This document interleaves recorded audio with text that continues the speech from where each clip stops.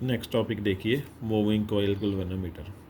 Moving coil galvanometer क्या करता है, करंट को डिटेक्ट भी करेगा और स्मॉल करंट को मेज़र भी करेगा। इसे डेड बीट गैल्वेनोमीटर भी बोल दिया जाता है। और प्रिंसिपल इसका क्या है, जब भी कोई current carrying coil magnetic field में रखी जाएगी तो उस पर टॉर्क एक्ट करेगी। लास्ट टॉपिक हमने किया भी था। दो तरह के होते हैं मूविंग कॉइल गैल्वेनोमीटर, एक suspended type moving coil galvanometer होता है, दूसरा कौन सा है, pivoted type moving coil galvanometer. Suspended में क्या होता है, ये सॉफ्ट आयरन कोर है, इसके ऊपर फ्रेम है और रेक्टेंगुलर शेप की है और इसके ऊपर कॉइल जो है वो वाउंड की हुई है। ये मिरर है जो इसकी डिफ्लेक्शन देखने में हेल्प करेगा। और ये फास्फर ब्रॉन्ज स्ट्रिप है। फास्फर ब्रॉन्ज स्ट्रिप क्या काम करेगी, अच्छी तरह से वायर को ट्विस्ट करेगी। और ये क्या है, टॉर्शनल हेड है जिसके साथ है इसका एक एंड लगा हुआ है और दूसरा एंड जो है इस स्प्रिंग के साथ लगकर जहाँ पर इस टर्मिनल के साथ लगा हुआ है। और ये क्या है, सिलेंड्रिकल मैग्नेट के पोल है जो रेडियल मैग्नेटिक फील्ड अप्लाई करेंगे। रेडियल मैग्नेटिक फील्ड काफ़ी ज़्यादा स्ट्रॉन्ग होता है, अर्थ का मैग्नेटिक फील्ड इसे अट्रैक्ट या रिपेल नहीं कर पाएगा। उसके बाद देखिए जो दूसरा टर्मिनल है इसका, यहाँ से स्प्रिंग के थ्रू इस तरह से लग गया और दूसरा टर्मिनल टॉर्शन हेड के साथ होकर बी टर्मिनल के साथ लग जाएगा। अब देखिए जो दूसरा है हमारे पास पाइवोटेड मूविंग कॉइल गैल्वेनोमीटर, उसमें क्या फ़र्क है, इसमें सॉफ्ट आयरन कोर जो होगा वो इस तरह की शेप का होगा, सिलेंड्रिकल सॉफ्ट आयरन कोर होगा और यहाँ पर भी जो सिलेंड्रिकल पोल्स हैं वही यूज़ किए जाएंगे और एक पॉइंटर लगा होगा जिसके साथ क्या लगा होगा, स्केल लगा होगा। इस पर भी एक कॉइल वाउंड की गई है। उसके बाद वर्किंग देखिए इसकी, एल क्या है, लेंथ ऑफ कॉइल, बी क्या है, breath of coil, N number of turns है, एरिया का फार्मूला क्या होता है, लेंथ इंटू ब्रेथ आ जाएगा।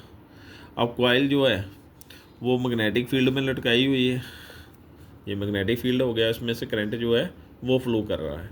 जब करंट फ्लो कर रहा होगा तो इस पर टॉर्क एक्ट कर जाएगी। वो टॉर्क का फार्मूला लास्ट टॉपिक के अकॉर्डिंगली आएगा। वो कौन सा फार्मूला होगा इसका, tau equal to N B I A sine theta, इसका फार्मूला जो है वो आ जाएगा। उसके बाद देखिए जो नेक्स्ट होगा, रेडियल मैग्नेटिक फील्ड के कारण एंगल की वैल्यू क्या होगी, 90 डिग्री।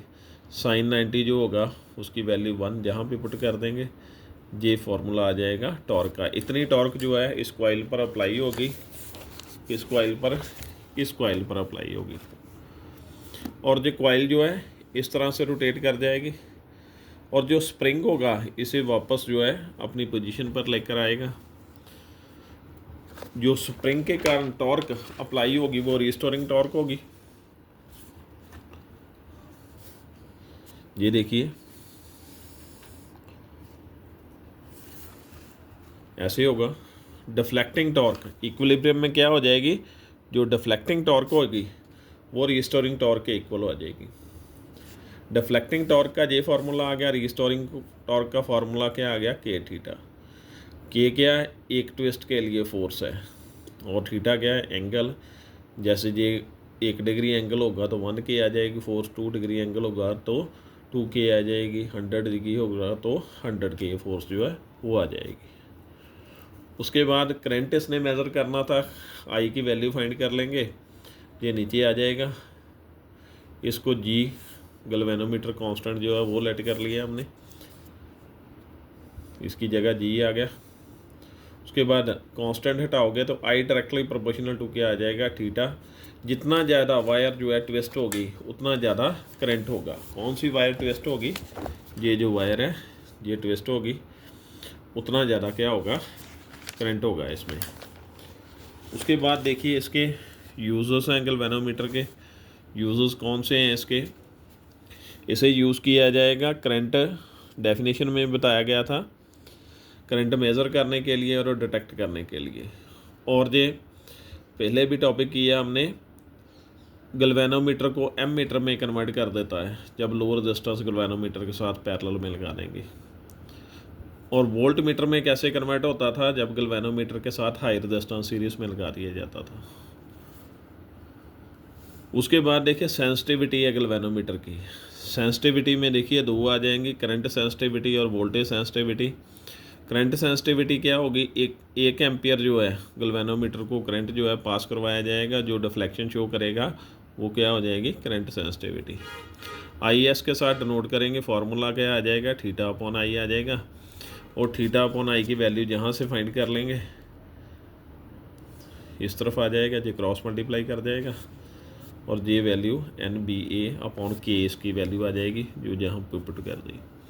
उसके बाद इसका वोल्टेज सेंसिटिविटी है। वोल्टेज सेंसिटिविटी क्या होगा, 1 वोल्ट पोटेंशियल डिफरेंस जब गैल्वेनोमीटर को अप्लाई किया जाएगा तो वो जो डिफ्लेक्शन हमें बताएगा वो क्या होगी, वोल्टेज सेंसिटिविटी हो जाएगी। वी एस के साथ नोट किया जाएगा, फार्मूला क्या होगा, थीटा अपॉन वी की वैल्यू क्या है, आई आर। और इसकी वैल्यू जहाँ से पुट कर सकते हो थीटा अपॉन आई है, जहाँ पे पुट कर देंगे जिसका फार्मूला बन जाएगा। अगर आप ये जो वैल्यू है, जहाँ ये वैल्यू है हमारे पास, ये क्या है, करंट सेंसिटिविटी की, इसकी जगह करंट सेंसिटिविटी लिख सकते हो, नीचे आर आ जाएगा, voltage sensitivity equal to current sensitivity upon resistance आ जाएगा। उसके बाद देखिए जिसकी जो सेंसिटिविटी है किस किस चीज़ पे डिपेंड करती है, number of turns in the coil, area of coil, magnetic field और टॉर्शनल कांस्टेंट स्प्रिंग का होगा। और वायर की सस्पेंशन जो होगी उस पर डिपेंड करेगी।